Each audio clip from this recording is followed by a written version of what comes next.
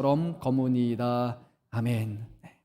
네, 오늘도 하나님을 예배하기 위해서 또 이 자리에 나오신 우리 사랑하는 성도 여러분들을 주님의 이름으로 축원합니다. 또 우리 서로를 향해서 반갑게 한번 웃는 얼굴로서, 환한 얼굴로서 우리가 한번 인사하면 좋겠습니다. 잘 오셨습니다. 큰 은혜 받으시기 바랍니다. 네, 잘 오셨습니다. 큰 은혜 받으시기 바랍니다. 날씨가 제법 쌀쌀해졌습니다. 그래서 저도 갑자기 이번 주 금요일쯤 해가지고 이제 날씨가 추워지니까 몸에 감기 몸살이 좀 이렇게 생겼어요. 그래서 이번 주 금요일은 우리 부목사님께 제가 막 1시간 반쯤에 너무 머리가 아프고 너무 힘들어가지고 말씀을 좀 부탁합니다라고 1시간 반 전에 부탁을 제가 했어요. 도저히 할 수가 없어서. 그래서 가서 좀 오늘 쉬었고, 그리고 어제 조금 회복을 해서 오늘 왔는데 아직 온전한 상태는 아니에요. 근데도 여러분들의 기도 덕분에 많이 회복이 됐습니다. 근데 여러분들께 또 부탁하고 싶은 게 있습니다. 제가 오늘부터 이제 또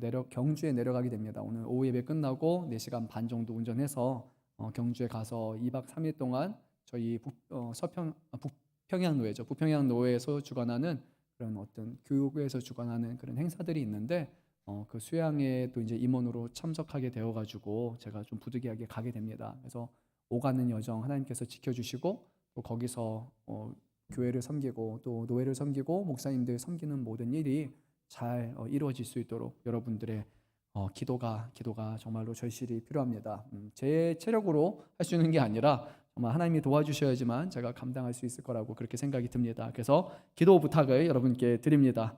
오늘 또 광고가 하나 있습니다. 오늘 여러분 아시는 분들은 아시겠지만요. 오늘 10월 27일 한국교회 200만 연합예배 및 큰 기도회라고 해서 한 3, 4주 전부터 해가지고 계속해서 이제 그런 안내가 아마 영상을 통해서 여러분들이 보셨을 겁니다. 총회 시간대 한 목사님이 나오셔가지고 우리가 모여서 기도해야 되지 않느냐라는 그런 호소를 드렸고요. 그래서 저도 우리 한번 얘기를 하고 교역자분들하고 얘기하고 또 원로 목사님하고 얘기해서 가야 되나 하지 말아야 되나 고민을 하다가 교회적으로 가는 것은 우리 노회에서는 교회적으로 가지는 않고 그것은 개별에게 맡기기 때문에 그렇게 정말로 가겠다 하는 교회는 참여하고 그렇지 않으면 다른 방식으로 또 같이 참여하자고 얘기를 해서 오늘 가실 수 있는 분들은 2시입니다. 2시 광화문에서 하기 때문에 근데 저는 좀 조심스러웠어요. 우리 성도님들이 거리도 아무래도 있고 저희가 가기에는 시간이 좀 촉박하다 보니까 그래서 가실 수 있는 분들은 가셔서 건강한 분이 가셔야 됩니다. 가셔서 같이 예배 드리시고 대신에 그것이 좀 힘드신 분들은 오늘 우리가 2시에 영상으로 여기서 생중계를 할 테니까요. 같이 모여서 같이 기도하고 예배하는 시간을 가졌으면 좋겠습니다. 다 가서 우리가 함께 예배해도 좋지만 그것이 아니라 할지라도 하나님께서 하나님을 의지하며 한 목소리로 높여서 기도하는 그 시간 우리의 기도를 들으시고 음성을 들으시고 그곳에 하나님의 놀라운 역사를 다시 한번 한국교회 회복을 이루어 주실 것이라고 저는 그렇게 굳게 믿습니다. 그래서 가실 분들은 광화문 또 시청 남대문 이렇게 해가지고 3곳으로 지금 돼 있고 예상되는 인원이 200만까지는 아니고 어제부로 보니까 30만이 좀 넘을 거라고 그렇게 알려져 있는데요. 모릅니다. 몇십만이 오게 될지 몇백만이 오게 될지. 네, 유념하셔가지고 가실 분들은 가시고 또 오후 시간에는 우리 성도 여러분들은 가시지 않는다면 그러면 집에 가지 마시고 딴 데 가지 마시고 오십시오. 오셔서 같이 오셔서 예배하고 기도하십시오. 교회가 해야 될 일인 것 같습니다. 우리 함께 이제 말씀을 나누도록 하겠습니다.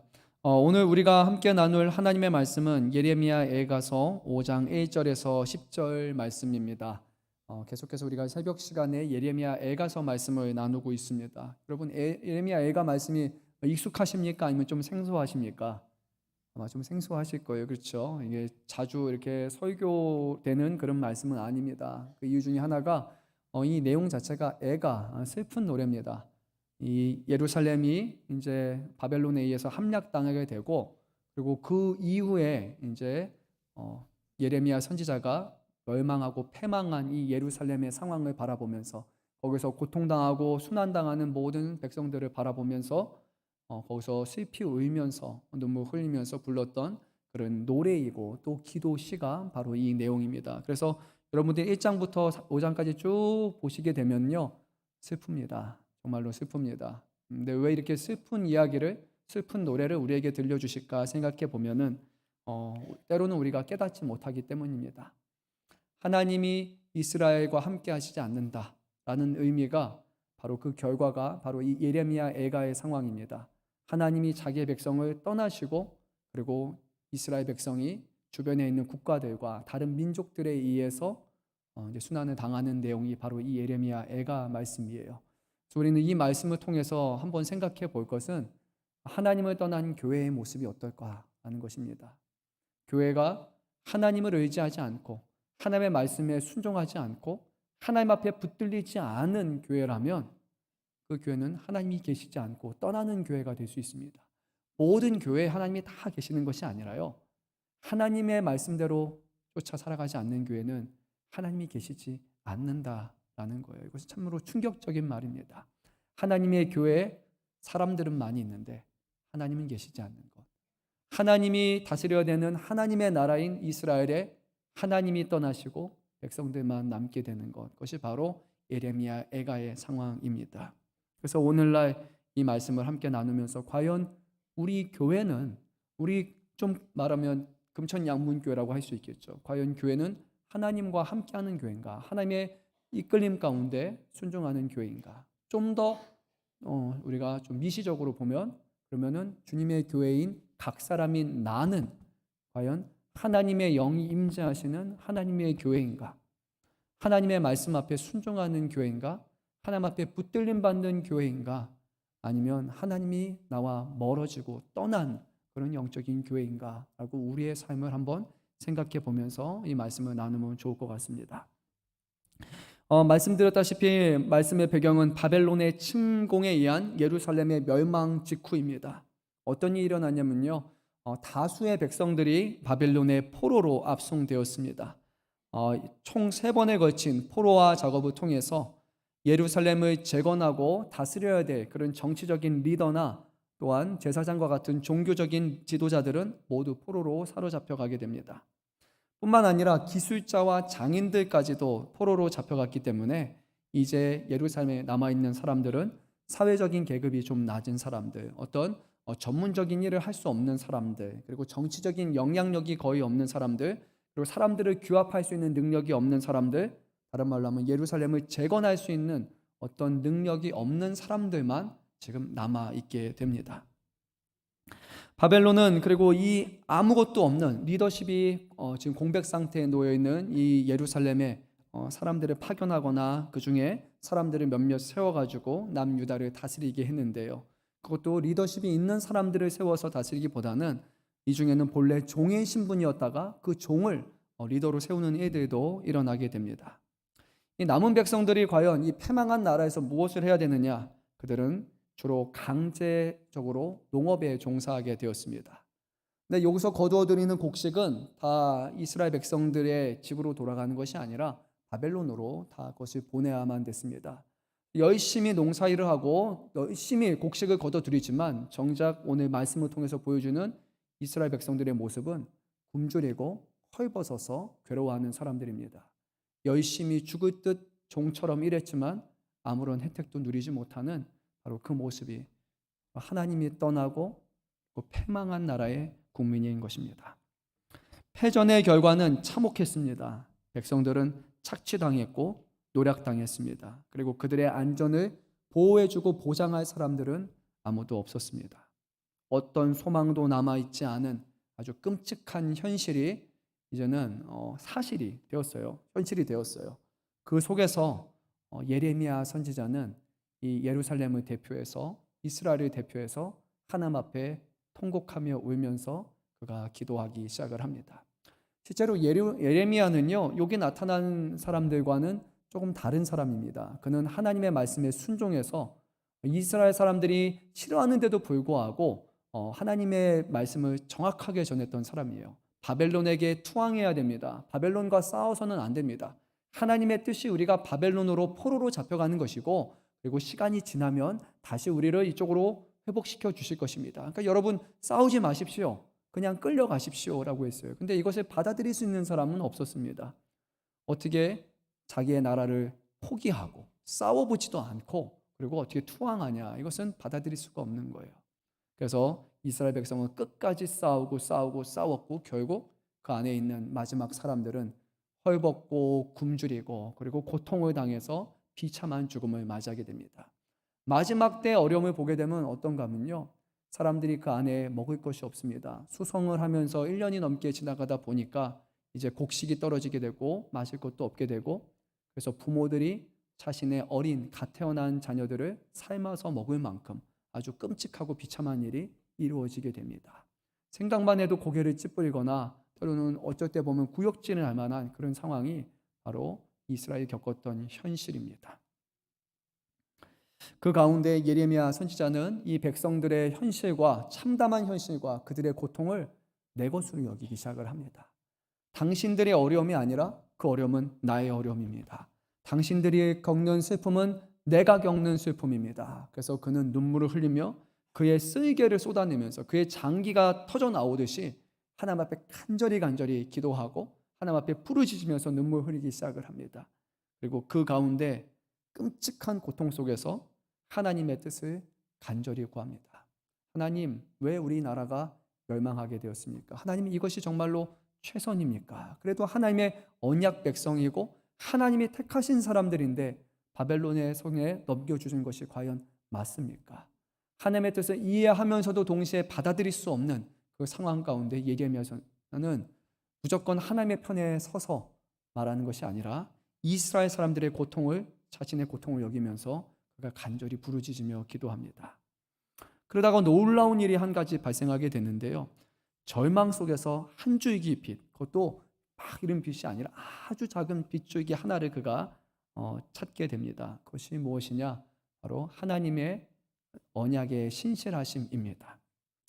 어떤 의미냐면요, 이스라엘 백성이 지금 상황을 보게 되면 과거 이 예루살렘, 이스라엘 지역의 가나안 땅에 살았던 아모리 족속보다 훨씬 더 악한 사람들이었어요. 그것이 바로 므낫세 정권에서 일어난 일이었고, 그렇다면 하나님은 과거에 이 가나안에 살았던 원주민을 완전히 멸절시켰던 것처럼, 진멸시켰던 것처럼 이스라엘 백성 또한 완전히 진멸시키는 것이 당연한 것입니다. 그것이 하나님의 공의와 정의의 결과거든요. 동일하게 하나님은 멸망을 시켜야 됩니다. 그런데 하나님의 뜻은 이스라엘을 버리는 것이 아니라, 완전히 멸절시키는 것이 아니라 그들이 포로로 잡혀가게 될 것이고 70년 후에 회복이라는 것을 그들에게 말씀한 거예요. 이 하나님의 말씀을 붙드는 중에 결국에 이스라엘이 기대할 수 있는 유일한 한 가지는 하나님의 언약의 신실하심이고, 하나님 앞에 우리가 간절히 부르짖으면 하나님 그곳에서 회복의 역사를 주실 것이다라고 그는 깨닫게 됩니다. 하지만 그렇다고 해서 마음속에 강 같은 평화가 넘쳐나는 것은 아닙니다. 여전히 현실은 괴롭습니다. 현실에 일어난 이들은 참혹합니다. 하지만 그럼에도 불구하고 그 가운데서도 하나님 앞에 회개하고 돌아와 두 손을 들고 하나님 앞에 나아가자라고 예레미야 선지자는 백성들을 향해서 외치게 됩니다. 이것이 1장부터 4장까지 이어지는 내용입니다. 유대인들은요, 매년 아부월이라고 알려진 오늘날로 보게 되면 태음력이 되겠죠. 한 7월 말에서 8월 초가 되면은 이 예레미야 애가를 부릅니다. 이날 참석하는 사람들은 모두 검은색 옷을 다 입고 의자에 앉거나 바닥에 완전히 주저앉아서 이 애가를 부르게 되는데, 애가이기 때문에 밝은 노래로 부르지 않고 아주 낮고 느린 억양을 넣어서 그래서 이것을 독송합니다. 과거에 있었던 일들을 매년마다 모여서 함께 기억하면서 하나님의 뜻에서 벗어나고 하나님의 뜻에 반대 대항했던 우리들이 겪었던 그 고통과 아픔들을 기억하면서 그리고 하나님 앞에 온전히 살아갈 것을 다짐하는 시간을 갖는다고 합니다.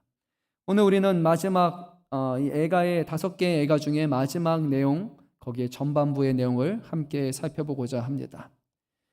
우리 한번 1절 말씀을 한 목소리로 읽도록 하겠습니다. 여호와여, 우리가 당한 것을 기억하시고 우리가 받은 치욕을 살펴보옵소서. 아멘. 오늘 말씀의 시작은 예레미야 선지자가 예루살렘을 대표하면서 하나님께서 예루살렘이 겪고 있는 이 치욕스러운 일에 대해서, 하나님께 예루살렘이 겪고 있는 치욕스러운 일에 대해서 고백하는 것에 관한 말씀입니다. 우리가 받는 치욕을 살펴보옵소서. 원문에 보게 되면 살펴보옵소서라고 써 있는 것이 아니라 보소서 보소서입니다. 근데 보다라는 의미가 두 개 다른 언어로 사용돼서 보소서 그리고 또 보소서라고 아주 강조해서 그렇게 보게 됩니다. 그런데 하나님 앞에 시옥을 보다라고 얘기하면서 그가 제일 먼저 고백한 것은 이것입니다. 하나님이 우리를 기억하십시오라고 그렇게 그가 부릅니다. 히브리어 원문 성경을 보게 되면 그래서 이 1절의 첫 번째 단어가 자카르, 그래서 기억하다라는 단어입니다. 기억하소서. 그리고 기억하소서 여호와라는 것이 첫 두 단어입니다. 기억하다, 기억하다. 여러분, 우리가 일반적으로 말하는 기억하다는 어떤 과거의 일들을 다시 회상하는 것, 잊어버렸던 것을 다시 상기시키는 것, 그 정도가 될 것이에요. 우리 행동은 어떤 메모리를 다시 이렇게 불러일으키는 것, 그런 것이 이제 기억하다입니다. 그런데 성경에서 말하는 기억하다의 의미는 좀 다릅니다. 이 안에는 하나님의 언약이라는 의미가 담겨 있습니다. 가장 먼저 이 기억하다가 사용된 성경 본문은 창세기서 8장이고 그리고 9장, 이렇게 두 장에 걸쳐서 이 기억하다라는 말씀이 제일 먼저 언급이 됩니다. 8장, 9장에 어떤 사건이 있었을 것 같습니까? 또 노아의 홍수에 관한 내용이 있습니다. 우리 한번 자막이 준비되어 있으면은 창세기 8장 1절 말씀을 함께 읽도록 하겠습니다. 하나님이 노아와 그와 함께 방주에 있는 모든 들짐승과 가축을 기억하사 하나님이 바람을 땅 위에 불게 하심에 물이 줄어들었고. 아멘. 우리가 잘 아는 것처럼 하나님께서 이 세상 가운데 만연한 편만한 그 죄악된 모습을 보시고 이 세상을 물로 심판하시기로 결정하십니다. 오래 참으시는 하나님이, 노하기를 더디하시는 하나님께서 이 세상을 심판하시기로, 자신의 손으로 직접 빚어 만드신 그 창조물들을 심판하시기로 하나님이 결정하셨다면 이 당시에 이 세상의 모습은 우리가 생각하는 것과는 상상할 수 없는 아주 끔찍한 모습이었을 겁니다. 오히려 사람이 죽는 게 사람을 살리는 것 같은 그런 상황이 바로 이 당시의 상황이었습니다. 힘의 논리로만 모든 것이 이루어지는 세상이었고, 하나님을 알지 못하고 하나님을 두려워하지 않기 때문에, 그리고 그들을 막을 수 있는 법조차도 존재하지 않았기 때문에 아주 끔찍한 상황이 됩니다. 그곳에서 하나님은 다시 이 세상을 회복시키기 위해서 비를 내리셨고, 노아와 노아의 가족 그리고 그곳에 있는 짐승들을 다 노아의 방주로 부르신 다음에 결국 그곳에 비를 내리십니다. 세상 가장 높은 산들조차도 다 잠길 만한 모든 강력한 그런 비를 내리셨고, 생존하는 모든 것들은 다 물에 잠겨 사라지게 됩니다. 이제 노아의 삶을 보게 되면 밖에 보이는 것은 물밖에 보이지 않습니다. 언제 이 물이 내려갈지, 언제 우리가 다시 땅으로 돌아갈 수 있을지, 우리가 가진 식량과 우리가 가진 것으로 충분히 살아갈 수 있는지 아무것도 알지 못하고 기약할 수 없는 그 상황 속에서 창세기 8장 1절 말씀을 보게 되면 하나님이 노아와 그와 함께 있는 방주의 모든 들짐승과 가축을 기억하셨다라고 말씀을 합니다. 하나님이 기억하셨고 하나님은 바람을 불어서 모든 물이 다 마르게 하신다라고 성경은 말씀합니다. 하나님이 기억하신다라는 것은요, 이제는 심판의 시간이 다 끝나가고 거기서부터 하나님의 회복의 역사가 나타날 것을 우리에게 분명히 의미합니다. 이제 모든 홍수가 끝이 나고 다시 노아의 가족들이 지면에 발을 내딜 수 있는 그 상황에서 하나님은 노아를 불러서 이렇게 말씀하셨습니다. 창세기 9장 15절 16절 우리 같이 한번 읽어보겠습니다. 내가 나와 너희와 및 육체를 가진 모든 생물 사이에 내 언약을 기억하리니 다시는 물이 모든 육체를 멸하는 홍수가 되지 아니할지라. 무지개가 구름 사이에 있으리니 내가 보고 나 하나님과 모든 육체를 가진 땅의 모든 생물 사이에 영원한 언약을 기억하리라. 아멘. 이것이 하나님께서 주신 약속이었습니다. 내가 기억하겠다. 내가 잠깐 기억하는 것이 아니라 내가 영원한 언약으로 영원히 기억하겠다. 이것이 하나님이 주셨던 말씀입니다. 이것이 이른바 무지개 언약으로 알려져 있습니다. 하나님이 더 이상 세상을 물로 심판하지 않는 것입니다. 근데 하나님의 언약은 여기서 끝이 나지 않았습니다. 하나님은 아브라함을 부르셨고 그와 언약을 맺으셨습니다. 아브라함과 이삭과 야곱에게 언약을 세우셨고, 그리고 그 언약에 하나님은 신실하시고 언약을 영원토록 기억하셨기 때문에 결국 이스라엘 백성이 애굽 땅의 노예가 되었을 때 하나님께서는 언약을 기억하셔서 그들을 노예에서 다시 한번 구원해 주십니다. 출애굽기 2장 24절은 제가 읽겠습니다. 하나님이 그들의 고통 소리를 들으시고 하나님이 아브람과 이삭과 야곱에게 세운 그의 언약을 기억하사. 그리고 6장 5절입니다. 이제 애굽 사람이 종으로 삼은 이스라엘 자손의 신음소리를 내가 듣고 나의 언약을 기억하노라 라고 말씀하셨습니다. 하나님이 언약에 대해서 얼마나 진심이신지 여러분 느껴지시죠? 하나님은 사람과 맺은 언약을 지키시는 거예요. 하나님이 하나님과 동등한 어떤 신적인 존재와 맺은 언약이 아니라 하나님께서 만드신 수많은 피조물, 그런 연약한 작은 피조물과 맺은 그 언약까지도 영원토록 잊지 않고 기억하셔서 그들을 구원해 주시고 회복시켜 주실 것이라 말씀하셨습니다. 그리고 나서 이제 처음으로 그의 백성들에게 이제 내가 언약을 기억하는 만큼 너도 이 언약을 기억하라라고 명령을 하십니다. 출애굽기 13장 3절 제가 있습니다. 모세가 백성에게 이르되 너희는 애굽 곧 종되었던 집에서 나온 그날을 기념하여, 근데 여기서 기념하여가 기억하라라는 단어와 동일합니다. 유교병을 먹지 말라 여호와께서 그의 손의 권능으로 너희를 그곳에서 인도하여 내셨음이라. 그래서 유월절 또 무교절과 관련한 말씀을 하시면서 너희가 하나님의 구원하심을 기억하라, 하나님의 언약의 신실하심을 기억하라라고 말씀을 합니다. 그래서 오늘 예레미야 선지자가 그 애가를 시작하면서 제일 먼저 하나님 기억하소서, 기억하소서, 기억하소서라고 부르짖는 그 이유는 다른 것이 아니라 하나님 지금 패망한 국가에서 하나님이 아니면, 하나님의 도우심이 아니면 아무것도 한 발짝도 나아갈 수 없는 이 나라인데 주님께서 이스라엘 백성을 애굽에서 구원하여 주신 같이, 아니 온 세상의 물에 잠겨서 이제 멸망하는 상황에서도 노아를 기억하시사 하나님이 은혜를 베풀어 주신 것처럼 지금 이 이스라엘 백성을 기억하여 주셔서 언약의 신실함으로 그들을 회복시켜 주십시오 하는 그런 간절한 요청입니다.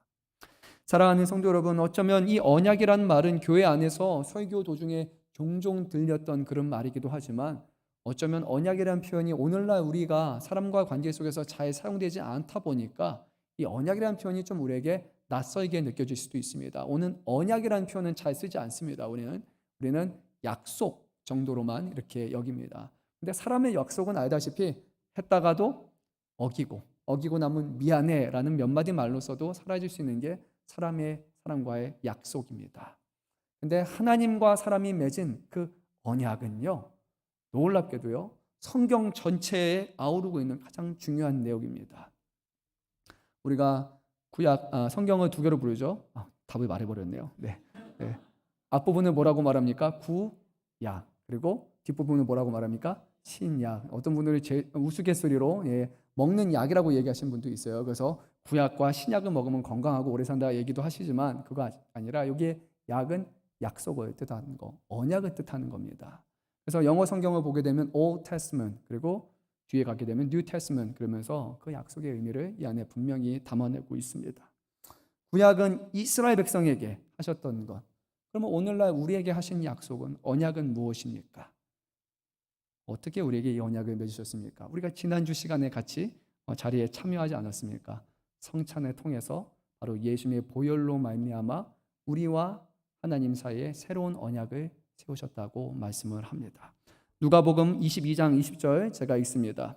저녁 먹은 후에 잔도 그와 같이 하여 이르시되 이 잔은 내 피로 세우는 새 언약이니 곧 너희를 위하여 붓는 것이라. 아멘. 예수님께서 자신의 피로 새 언약을 세우셨습니다. 그래서 우리는 과거의 이스라엘 백성, 그들만이 언약의 백성이 아니라 오늘날 우리와 같은 이방인, 또 온 세상에 예수 그리스도를 주라 고백하는 모든 사람들이 주님의 새 언약 백성이 되었다는 거예요. 구약의 언약 백성이었던 이들에게 하나님이 얼마나 신실하셨음을 우리가 기억한다면 현대를 살아가는, 오늘을 살아가는 우리에게도 하나님의 그 언약이 얼마나 신실하신 줄 우리는 기대할 수 있습니다. 구약의 이스라엘 백성이 전쟁에 말미암아 수도가 함락당하고 거기 살아가는 백성들이 끔찍한 고통을 당했던 것처럼 그 가운데서도 그들이 그 어려움에서 이겨낼 수 있던 유일한 방법이 바로 하나님의 언약을 붙드는 것이었다면 지금 오늘날이라 할지라도 지금도 현대의 전쟁은 여전히 끊이지 않고 있습니다. 단지 우리 대한민국 땅에 지금 휴전, 잠깐 멈춰 있는 것뿐이에요. 하지만 언제든지 전쟁은 다시 발발할 수 있게 되고 전쟁이 일어나게 되면 누군가는 있게 될 것입니다.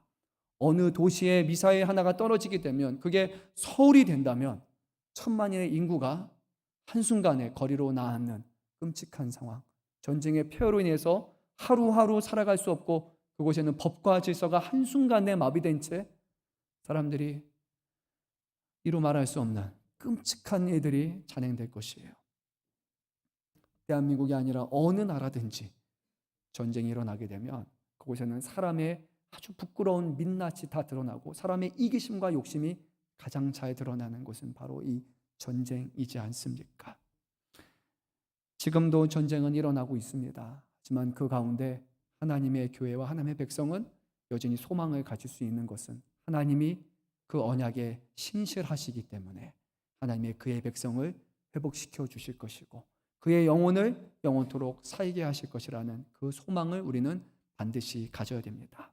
예레미야 말씀을 읽으면서요, 저는 북한에 있는 북녘에 살아가는 그런 동포들 위해서 생각을 할 수밖에 없었어요. 그곳에 독재자의 어떤 압제로 말미암아 하나님을 예배할 수 있는 자유도 잃어버리고 먹고 살아가는 것 그리고 자신의 모든 자유를 다 빼앗기고 상실한 그 사람들이 그다지 먼 곳에 있는 것이 아니에요. 우리로부터 불과 100여 킬로, 200여 킬로 위로 올라가게 되면 거기에 있는 사람들은 그렇게 큰 고통을 당합니다. 단지 우리가 남쪽에 있다는 이유만으로 우리는 자유를 얻고 하나님을 예배할 수 있는 그런 좋은 상황에 놓여 있는 것입니다. 우리 대한민국이 전쟁을 겪지 않는다 할지라도 우리가 지금 전쟁의 어려움을 겪는 나라들 그리고 핍박과 환난 가운데 있는 나라를 위해서 우리는 기도를 멈춰서는 안 됩니다. 예레미야의 상황을 한번 생각해 보면요, 바벨론 사람들이 예레미야에게 이렇게 말했습니다. 너는 특별한 사람이야. 그러니까 너를 위한 자리를 내가 마련해 줄게. 네가 하고 싶은 대로, 네가 원하는 대로 다 해줄게라고 그렇게 바벨론에서 요청을 했습니다. 왜냐? 예레미야 선지자는 친바벨론 편에 있는 것처럼 보였어요. 바벨론에 투항하십시오. 바벨론에게 항복하십시오. 그러면 우리는 망하지 않을 것입니다. 그러니까 바벨론 편에 있어서는 이 예레미야 선지자는 우리 편, 내 편처럼 놓이는 거예요. 그런데 예레미야 선지자가 뭐라고 말했냐면 나는 바벨론으로 가지 않겠습니다. 나는 이스라엘 백성과 함께 있겠습니다. 그들이 겪는 고통과 그들이 겪는 굶주림과 그들이 겪는 모든 슬픔을 예레미야 선지자는 같이 겪으면서 그 누구보다 하나님 앞에 부르짖으면서 눈물 흘리면서 기도했던 사람이 바로 예레미야 선지자였어요. 그렇다면요, 오늘날 우리는요, 내가 지금 어려움을 처하지 않는다 해서 내가 지금 좀 살만한 상황이라고 해서 나는 행복하고 즐겁다고 말하는 사람이 아니라 지금도 세상 반대편에서는 끔찍한 고통과 끔찍한 어려움을 당하는 성도들과 교회들이 있다는 사실을 우리는 항상 자각을 해야 됩니다. 그들의 영혼을 위해서 죽어가는 이들을 위해서 하나님이 구원을 허락해달라고 그들의 영혼을 붙들어달라고 좌절하지 않고 끝까지 주님을 바라볼 수 있도록 우리가 그들을 위해서 깨어서 함께 기도해야 하는 거예요. 예레미야 선지자를 통해서 우리에게 가르쳐 주시는 것은 바로 기도입니다. 특별히 중보기도 또는 도고기도로 알려진 이 기도입니다. 오늘자로 나오는 여러분 이 교재 나눌 내용에 보게 되면 이 중보기도에 관한 부분이 있습니다. 우리가 기도를 해야 되는 거예요. 어제도 이제 저희 청년 리더분들과 나누면서 했던 말이 제가 생각이 나요. 제가 얘기해 놓고도 제가 생각해요. 우리가 세상 저편에 있는 고통 가운데 있는 사람들을 위해서 기도하는 것이 쉽지 않아요. 기도는 합니다. 그런데 내 자신을 위해서 기도하는 것과 내 가족을 위해서 기도하는 것과 나 친한 사람들을 위해서 기도하는 것과 저 멀리 있는 세상 저편에 있는 사람들을 위해서 기도하는 것은 의미가 좀 다릅니다. 그냥 여러 기도 제목 중에 하나로 지나갈 뿐이지 내 고통과 내 아픔처럼 여기고 기도하지는 않습니다. 근데 예레미야 선지자를 통해서 우리에게 가르쳐 주는 것은 뭐냐면 중보기도란 도고기도란 타인의 아픔을 나의 아픔과 동일시하는 것이라고 그렇게 우리에게 말씀하고 있어요. 예레미야 선지자는 자기의 아픔이 아닌 예루살렘의 아픔을 내 아픔이라고 여기고 그들의 고통을 내 고통으로 여기면서 하나님 앞에 기도했던 것처럼 오늘 우리가 드리는 이 중보기도가 하나님 앞에 드리는 진실된 중보기도가 되기 위해서는 형제와 자매와 우리 이웃의 아픔을 내 것처럼 여기는 그런 마음이 우리에게 있어야 됩니다. 근데 우리가 잘 아는 것처럼 그 일을 행하신 분이 한 분 계시잖아요. 누구십니까? 우리의 영원한 중보자 되시는 예수 그리스도이십니다. 예수님은요, 하늘에 계시면서 이 땅에 핍박당하고 고통당하는 우리를 위해서 그래 너희 힘들지 너희 어렵지라고 그렇게 지켜보신 분이 아니에요. 이 땅에 살아가는 고통 가운데 살아가는 백성들과 자기 자신을 동화되어서 하나로 여기셨고 하늘의 영광을 버리시고 이 땅에 죄인된 죄악된 삶에 직접 찾아오셔서 같이 죽음을 경험하신 분이 우리 주님이십니다. 우리 주님의 중보와 우리 주님의 기도하심은 바로 오늘 우리가 어떻게 서로를 위해서 기도하고 우리가 지금도 고난 가운데 있는 사람들을 위해서 어떻게 부르짖어야 되는지를 우리에게 분명히 가르쳐주는 겁니다. 사랑하는 성도 여러분, 오늘 우리는 기도하고 있습니까? 핍박당하는 사람들, 고통당하는 사람들, 헐벗은 사람들, 그 사람들을 위해서 우리는 얼마나 간절히 하나님 앞에 부르짖고 기도하고 있습니까? 저 멀리 보지 않아도 대한민국 땅에서 이미 힘들어하는 수많은 사람들이 있는데, 그리고 그 대한민국 안에서도 우리 교회 안에 우리 주변 안에도 고통스러워하는 사람들이 있는데 우리는 얼마나 타인의 아픔을 나의 아픔처럼 여기면서 기도하고 있습니까? 저 먼저 회개하게 됩니다. 더 많이 기도하지 못하고 더 진실되게 기도하지 못하고 예레미야 선지자처럼 그렇게 쓸개가 나올 만큼 간이 터져갈 만큼 그렇게 하나님 앞에 기도하지 못했던 저희 모습이 너무나 부끄러워졌어요. 그리고 오늘날 우리 정말 살만한 사람들, 살만한 교회들은 정말로 지금도 힘들어하고 고통 가운데 있는 사람들을 위해서 얼마나 우리가 눈물 흘리며 쏟아내며 기도하고 있는지 우리의 모습을 다시 한번 돌아보게 됩니다. 성도 여러분, 예레미야가 말씀을 한번 처음부터 끝까지 잘 읽어보시기를 바랍니다. 그 가운데 그들의 고통과 그들의 아픔을 나의 아픔처럼 여길 수 있는 그런 하나님의 긍휼의 마음을 주시고 그럴 때 우리 안에 기도가 나오게 하시고 우리가 어떻게 그들을 도와야 될지 어떻게 하면 그들을 살려야 될지 또 우리 주변에 하나님을 알지 못해서 죽어가는 영혼들을 향해서 우리가 무엇을 해야 될지 하나님의 우리의 마음 가운데 분명히 깨닫게 하시고 우리를 이끄시는 그런 일들이 분명히 이루어지리라 저는 믿습니다. 사랑하는 성도 여러분, 하나님께서 우리를 언약으로 맺으셨습니다. 이것은 놀라운 일이에요. 하나님의 영원한 언약이기 때문에 우리 편에서는 깨지고 우리 편에서는 어기고 우리 편에서는 뿌리치기도 하지만 하나님은 그 언약에 신실하셔서 반드시 지키시고 회복시켜 주실 것입니다. 그럼 우리 이제 몇 가지 말씀을 보도록 하겠습니다. 예루살렘이 당했던 치욕들이 이제는 2절부터 쭉 내용들이 열거가 됩니다. 우리가 다 볼 수는 없지만 몇 가지 중요한 내용들을 한번 보도록 하겠습니다. 우리 한번 2절 말씀을 한 목소리로 읽도록 하겠습니다. 우리의 기업이 외인들에게 우리의 집들도 이방인들에게 돌아간나이다. 이것이 이스라엘 현실이었습니다. 전쟁에 패배한 국가가 되었기 때문에 이제 땅에 대한 소유권을 완전히 상실했습니다. 예루살렘에 살아가지만 이제 이 땅은 이스라엘 백성들의 땅이 아니에요.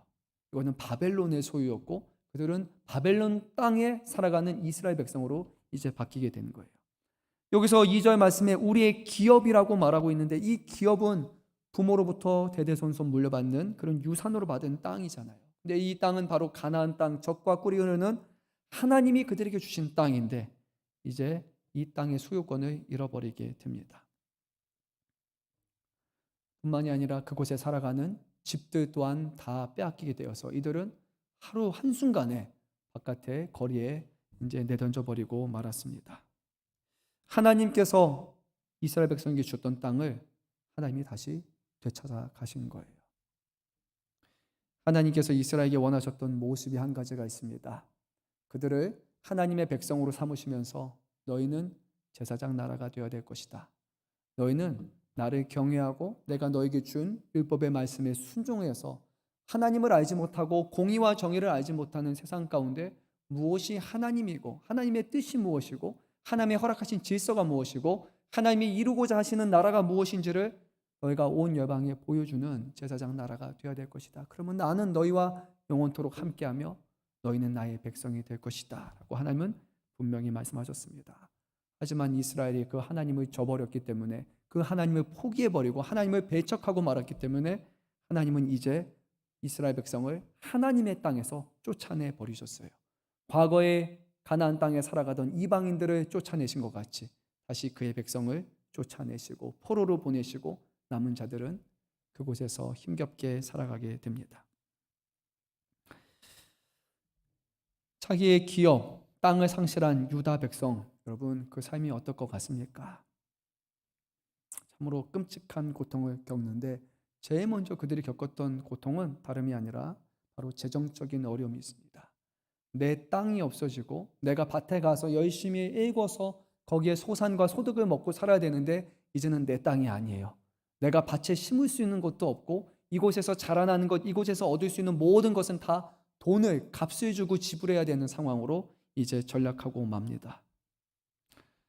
그래서 4절 말씀을 보게 되면 우리 4절 말씀 한번 읽어보도록 하겠습니다. 4절 말씀 읽습니다.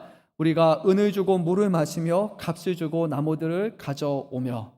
물론 이 말이요 우리에게는 당연한 것처럼 여겨질 수 있어요. 여러분, 물 어떻게 하십니까? 돈 주고 사서 마시시죠.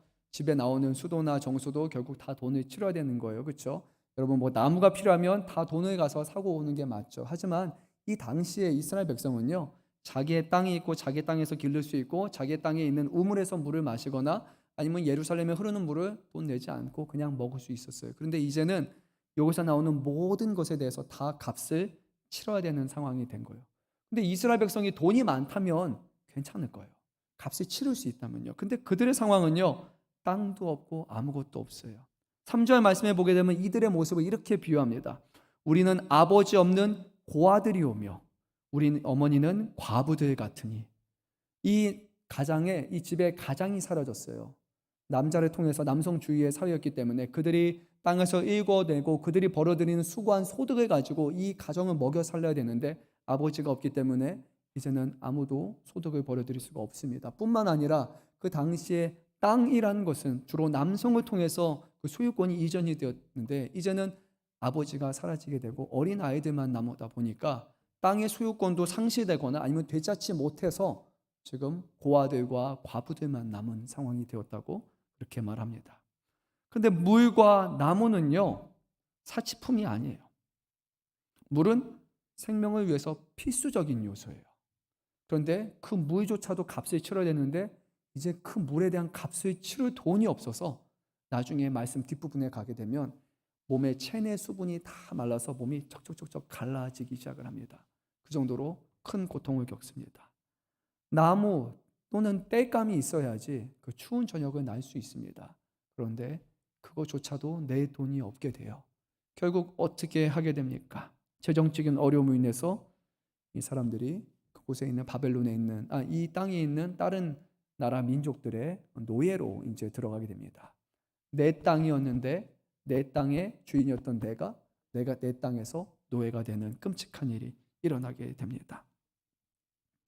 이런 고난과 이런 어려움을 겪고 나서 그들이 비로소 떼어진 후회를 하나 하기 시작을 합니다. 하나님을 의지해야 됐었는데 하나님의 복의 근원이신데 광야 생활에서 우리가 40년 동안 먹고 살 수 있었던 것, 하나님께서 과거 애굽에 만나를 내려주셔서 우리의 먹고 살 걱정을 하지 않게 해주신 것처럼 지금도 하나님께서 복의 근원이시사 이스라엘에게 이른 비와 늦은 비를 내려주시고 이스라엘에 필요한 것들을 채워주시는 하나님인데 이 사람들이 하나님을 의지하기보다는 애굽과 아수르와 같은 강대국과 주변 나라를 통해서 모든 것을 채우고자 했던 거예요. 그런데 이제서야 깨닫게 되는 겁니다. 우리 6절 말씀 한번 읽어보도록 하겠습니다. 우리가 애굽 사람과 아수르 사람과 악수하고 양식을 얻어 배불리고자 하였나이다. 그래요, 맞아요. 이스라엘 백성이 하나님 앞에 기도해야 됐었는데 하나님 앞에 매달려 있었는데 하나님을 점점 찾지 않게 됩니다. 그런데 여러분 아시는 것처럼 가나안 땅에 들어가기 전에 이미 모세를 통해서 신명기 말씀을 통해서 이것을 예고하신 바가 있습니다. 지금 40년의 광야 생활, 여기는 아무것도 없으니까 너희가 전적으로 나를 의지할 것이지만 이제 너희가 가나안 땅에 들어가게 되면 너희에게 땅이 생길 것이다. 그러면 너희는 땅에서 경작하게 될 것이고 거기서 나는 소유물을 먹고 자라가게 될 것이다. 근데 그때 너희가 나를 찾지 않을 것이다. 이제는 먹을 것을 놓고 나에게 구하는 것이 아니라 이제는 너희가 땀 흘려서 수고하면 얼마든지 먹을 수 있는 것이 넘쳐나기 때문에 나에게 의지하고 나에게 구하고 나에게 매달리기보다는 너희가 너희 것으로 이제는 너희 힘으로 모든 것을 행하게 될 것이다. 그러니까 그렇게 하지 말고 하나님을 의지하고 하나님을 경외하라고 이미 말씀했지만 하나님이 말씀하신 것 그대로 이스라엘 백성은 하나님을 찾기보다는 하나님을 구하기보다는 자신의 힘과 자신의 능력과 자신의 수고와 자신의 땀 흘리는 노력들을 더 중요하게 여기고 하나님 앞에 구할 시간에 밭에 나아가서 일하고 하나님 앞에 매달릴 시간에 내 힘으로 얻어고 내가 누리고 내가 자급자족하는 삶을 살아가게 됩니다. 물론 하나님께서 복을 주셨고 하나님께서 그 땅을 허락해 주셨기 때문에 땅에서 수고하고 벌어들이는 소산을 갖고 먹고 살아가는 것이 죄는 아니에요. 그것은 기뻐할 만한 일입니다. 그런데 문제는 뭐냐? 그 모든 복의 원천이 하나님이라는 것과 그리고 주시는 모든 것을 통해 하나님께 감사하고 영광 돌려야 하는 것이 당연마땅한 것인데 그것이 아니라 사람들이 모든 소유권을 하나님으로부터 내 것인 것으로 이제 인정하기 시작합니다. 그래서 이제 예루살렘 이스라엘이 망하기 마지막 전쯤 보게 되면 이스라엘 안에 어떤 일이 발생했냐면요. 원래 이스라엘의 땅은 각 지파에게 할당됩니다. 지파에 있는 그 사람들의 땅이기 때문에 그 소유권을 다른 쪽으로 이전할 수 없어요. 잠시 팔았다가 다시 돌려받는 거예요. 그런데 이제 땅 부자들이 생겨나기 시작합니다. 그리고 집 부자들이 생겨나기 시작하고 이제는 막 창고를 넓히고 집과 집 사이를 연결해서 더 큰 집을 나누고 더 부유해지고 부자는 더 부유해지고 가난한 사람들은 극도로 가난해지는 일들이 일어나게 됩니다. 이것은 원래 하나님의 율법에 따르면 불가능한 일이에요. 될 수가 없는 일이에요. 왜냐? 땅은 각 지파 거기에 있는 후손들에게 속하기 때문에 모두 다 자기의 땅을 할당받아 살아가게 되는 거예요. 근데 그것이 아니라 저 사람의 것을 탐하고 저 사람의 것을 탐하고 더 많은 것을 탐해서 내 것만 배부리게 되는 상황으로 오게 됩니다. 그래서 하나님이 선지자를 통해서 경고하십니다. 너희가 과부들을 그리고 신음하는 고아들을 돌보지 아니하고 왜 너희가 더 많은 것을 너희 위해서만 채워가느냐라고 하나님이 정의와 공의에 대해서 말씀하시게 됩니다. 이스라엘은 하나님을 의지하는 것에서 점점 쉽게 부자가 될 수 있는 것, 쉽게 재물을 얻을 수 있는 것, 쉽게 어려움을 타개할 수 있는 방식을 점점 쫓게 되고 결국 하나님 앞에 기도하는 시간은 하나님 앞에 매달리는 시간은 점점 줄어들게 되고 애굽과 같이 그리고 아수르와 같이 바벨론과 같이 강대국을 바라보면서 저 나라들은 왜 부자가 됐을까? 저 나라들은 왜 강대국이 됐을까? 저 나라들은 왜 잘 살게 됐을까? 그들이 섬기는 어떤 신이 있거나 그들이 하는 어떤 생활 방식이 있거나 그것들을 생각하게 되고 그것을 다시 차용하게 됩니다. 하나님의 나라를 세우고자 하셨고 하나님이 원하는 방식으로 세우고자 하셨는데 하나님의 나라의 백성이 하나님의 나라의 원칙과 하나님의 말씀을 버리고 하나님이 심판하시는 나라의 방식을 다 온갖 들어오기 시작을 했고 결국 하나님께서 이스라엘을 자신의 손으로 심판하시기로 결정하십니다. 유다의 마지막은요, 바벨론의 위협에서 벗어나기 위해서 하나님 앞에 무릎 꿇고 기도한 것이 아니라 다시 아래로 내려가서 애굽의 손을 빌리려고 한 것이고 애굽은 바벨론에서 내려오는 병사들이 많다 보니까 처음에는 도와주겠다고 말하고 뒤에선 도와주지 않게 됩니다. 결국 예루살렘은 함락되고 맙니다. 그 결과 남유다에는 이제 부모들, 특히 아버지는 사라지고 청년들, 어린 자녀들 그리고 과부들이 남게 되고 이제 남겨진 그들이 그 폐허가 된 예루살렘에서 끔찍한 고통을 겪어야만 했습니다. 우리 한번 7절 말씀 읽도록 하겠습니다. 우리의 조상들은 범죄하고 없어졌으며 우리는 그들의 죄악을 담당하였나이다. 부모 세대가 했던 행동이요 자녀들에게 부메랑이 되어서 돌아왔습니다. 부모들은 사라졌는데 자녀들은 폐허가 된 땅에서 일궈 나가야 되는 거예요. 아무런 희망도 없고 아무런 가능성도 없는 나라, 심지어 하나님조차도 계시지 않는 이 땅에서 하나님의 예배할 수 있는 교회가 성전이 무너진 이곳에서 하나님 앞에 제사를 담당해야 될 제사장들이 없는 이 나라에서 그들은 고아처럼 살아야만 됐습니다. 근데 이 말씀에서 우리가 한 가지 구분해야 될 것이 있습니다. 부모의 죄를 하나님께서 자녀들에게 물으신 것이 아니라 부모의 죄로 인한 악한 결과가 결국에는 자녀들에게 미쳤다는 거예요. 하나님은 제가 잘못한 것을 대놓고 다른 사람에게 대신 묻지 않으세요. 하지만 내가 잘못한 것을 나에게 물을 때 이 여파는 나뿐만이 아니라 나의 현존하는 가까운 가족들과 주변 이웃들에게 영향을 끼칠 수 있다는 거예요. 나 하나로 끝나는 것이 아니에요.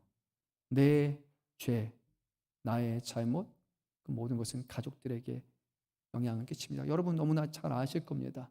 만약 우리 가족 중 누군가가 사고가 나거나 어떤 어려움이 겪게 되거나 아니면 어떤 죄를 범해서 그 영향을 받게 되면 결국 그것은 그의 가족들에게 평생 동안 상처로 남게 되고 그 여파가 계속해서 지속되게 되는 거예요.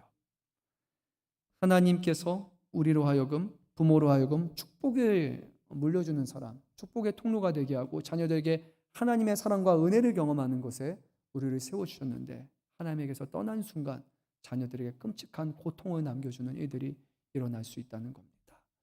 죄송합니다만 저는 오늘날 한국교회를 생각하면 이 말씀을 꼭 드려야 되는 거예요. 저도 그렇고 제 다음을 생각해 볼 때 우리 부모들이 잘해야 돼요. 정말로 잘해야 됩니다. 한국교회 여러분들 열심히 수고하셨어요. 특별히 저희 부모 세대분들은요. 교회에 헌신하셨어요.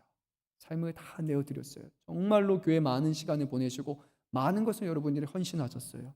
하지만 한 가지 하지 못한 것이 있어요. 무엇인 것 같습니까? 자녀들로 하여금 그 신앙으로 세워지게 하는 것에는 안타깝지만 한국교회가 이렇게까지 말하면 너무 과한 거예요. 하지만 실패했다고 해도 과언이 아닐 겁니다. 지금 우리의 청년 세대와 다음 세대가 교회 나오는 사람들의 숫자는요 3% 미만이기 때문이에요. 부모들은 교회 열심히 다니고 부모들은 열심히 섬기지만 자녀들은 하나님을 등지는 시대를 살아가고 저도 두려워요. 제가 목사인데 제 두 딸이 정말로 하나님을 잘 믿을까? 나 때문에 아니면 내가 보여주는 어떤 모습과 바깥에서 목사로서 하는 행동과 내가 집에서 아버지로 하는 행동 때문에 거기서 오는 어떤 간격 때문에 우리 자녀들이 하나님을 바라보지 않고 의지하지 않고 멀어지지 않을까라는 그런 늘 두려운 마음을 가지고 이 자리에 서는 거예요. 부모가 하나님 앞에 귀하게 쓰임받고 자녀들에게도 하나님의 사랑과 은혜를 전해야 되는데 우리가 그 일을 감당하지 못한다면 결국 우리의 자녀들과 다음 세대들은 하나님으로부터 떠난 세대가 될 것이고 그건 우리가 생각하지 못한 비참한 일들이 결국에는 약이 될 거라는 것을 너무도 우리는 잘 알고 있습니다. 사랑하는 성도 여러분, 시간이 있을 때 아직 할 수 있을 때 우리가 해야 돼요.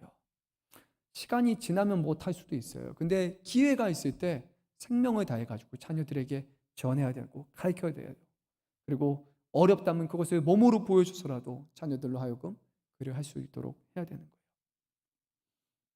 어제 이제 저녁에 저희 딸애가 저한테 조금 꾸지람을 들었어요. 뭐 요즘에 그러더니 아빠 내가 나이가 몇 살인데 뭐 핸드폰도 중학교 1학년이에요. 근데 얘기하는 거 다 컸어요 벌써. 그래서 아빠 친구들은 보니까 핸드폰 뭐 새벽 4시까지 마음대로 다 쓰는데 아빠는 왜 시간 제한을 걸어놨어요 이러는 거예요. 그래서 그래요. 그래서 좀 못된 아빠인가요? 모르겠어요. 근데 저는 시간 제한을 걸어놨어요. 하루에 뭐 2시간, 3시간 이렇게 걸어놨어요. 그 시간에 하고 싶은 거 다 할 수 있는데 그리고 이제 밤 10시 반 정도가 되면 이제 핸드폰을 만져도 뭐 1분씩만 나오지 제대로 되지 않아요. 근데 물론 요즘 아이들은 그 1분들도 거기다가 설정으로 들어가서 뭘 하면은 거기서 유튜브 볼 수 있고 다 할 수 있다고는 하더라고요. 그렇게 우회하는 방법이 생겨서 늘 부모들과 그것 때문에 씨름하기도 하지만 제가 그런 락을 걸어놨고 그래서 딸이 푸념을 해요. 그리고 아빠 왜 다른 애들은 막 밤 늦게 집에 와도 되는데 우리는 되게 일찍 와야 돼라고 이렇게 얘기를 하는 거예요. 그래서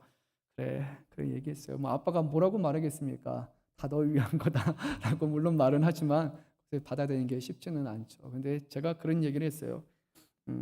하루나 네가 보는 세상과 아빠가 보고 겪은 세상은 좀 다른 것 같다. 아직 너에게는 세상이 안전하고 세상에 그렇게 해도 괜찮을 것 같지만 아빠가 보고 자란 세상과 겪고 있는 어른들의 세계는 그런 것들 자녀들에게 제약을 두지 않으면 그런 것을 너희들을 보호하기 위해서 이렇게 하지 않으면 마음이 불편하고 좀 어렵다. 그리고 내 마음의 평안을 위해서가 아니라 정말 만에 하나 아니 천만에 하나라 할지라도 정말 일어나서는 안 된 일이 너에게 일어나게 된다면 아빠는 평생에 그것을 감당할 수 없을 것 같고, 그리고 너에게도 너무나 끔찍한 일이 있을 것 같다. 그래서 나는 너를 보호하기 위해서 밤에 오는 시간도 해지면 이제 슬슬 들어와라 라고 얘기하고, 밤에 마음껏 핸드폰 하고 싶지만 그래도 그 시간에 제약을 둬서 너에게 하지 말라. 받아들였을까요? 아마 안 받아들였을 것 같아요. 하지만 그래도 아버지는 이 때문에 또 말하고 또 말하는 겁니다. 아버지가 생각하는 사랑과 자녀가 생각하는 사랑 사이에는 아마 큰 이격이 있을 수 있어요. 자녀들은 다 들어주는 아빠를 좋아하고, 내가 구하고 원한 대로 다 해주는 아버지가 좋은 아버지라고 생각할 수 있지만, 아버지 입장에서는 얘에게 좋은 것, 얘를 안전하게 지키는 것, 얘가 잘 살아갈 수 있도록 도와주는 것, 그것이 바로 아버지요 부모의 역할이 아닙니까? 하나님께서 이스라엘에게 왜 끔찍한 아픔을 주십니까? 이스라엘에게 왜 타국에 멸망당한 일을 주십니까? 왜 이스라엘에게 하지 말라, 해서는 안 된다, 이렇게 하라고 말씀하시냐? 그 이유는 단 한 가지밖에 없어요. 하나님이 이스라엘을 사랑하시기 때문입니다. 그 하나님의 사랑은 이 땅에 오신 예수님을 통해서 우리에게 명확하게 나타내었습니다. 백성들을 위해서, 자기의 자식들, 근데 인간 자식들을 위해서 영원한 하나님께서 대신 죽으신 만큼 그 온 인류가 범한 그 죄를 다 나의 죄로 여기시고 죄값을 담당하시는 그 하나님의 사랑을 우리에게 분명히 나타내어 주셨습니다. 그래서 우리는 그것을 통해서 내 생각, 내가 원하는 것이 좋은 것이 아니라 하나님이 우리에게 예배하시는 것이 더 좋은 일이라고 우리는 여기며 그렇게 살아가는 것이죠. 또한 우리 자녀들에게 우리가 해야 될 것은 바로 그것이에요. 아무리 자녀들과 마찰이고 어려움이 있다 할지라도, 때로는 많은 이해와 많은 대화와 많은 설득이 필요한다 할지라도, 정말로 자녀들에게 필요하고 정말 자녀들에게 살리는 것, 그들에게 유익한 것을 부모가 전해줘야 되는데, 그 중에 가장 우선된 것은 여러분 다른 것이 아니라 하나님을 아는 것입니다.